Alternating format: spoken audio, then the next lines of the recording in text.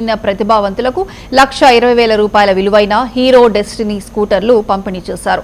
ఇక అనంతరం దివ్యాంగుల డ్రైవ్లను జెండా ఊపి ప్రారంభించారు. దివ్యాంగుల స్వావలంబన ఆత్మవిశ్వాసం పెంపొందించే దిశగా సీఎం చంద్రబాబు నాయుడు ప్రభుత్వం ప్రత్యేక చర్యలు తీసుకుంటోందని జ్యోతుల నెహ్రూ పేర్కొన్నారు.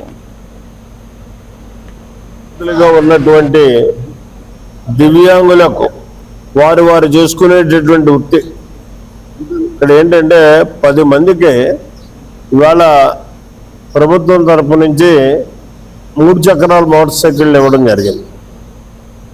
ఒక్కొక్కటి 1,20,000 ఖర్చు పెట్టే చాలా స్ట్రాంగ్గా ఉన్నటువంటి బళ్ళు ఇచ్చారు.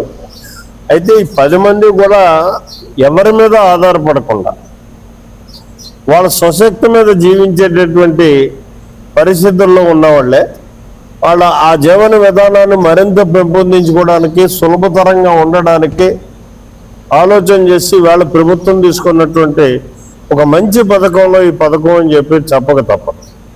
చంద్రబాబు నాయుడు గారు మంచి ఆలోచన చేసి ఇవాళ వీళ్ళకి 3 చక్ర వాహనాలు ఇవ్వడం. ఇందులో నేను ప్రతి మనిషిని కూడా ఎవరైతే లబ్ధిదారులు ఉన్నారో లబ్ధిదారులను అడిగితే నాకు చాలా ఆనందం అనిపించింది.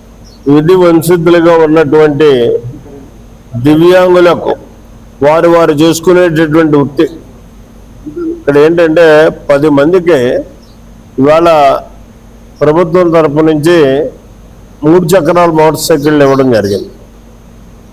ఒక్కొక్కటి 1,20,000 ఖర్చు పెట్టే చాలా స్ట్రాంగ్గా ఉన్నటువంటి బళ్ళు ఇచ్చారు. అయితే ఈ 10 మంది కూడా ఎవరి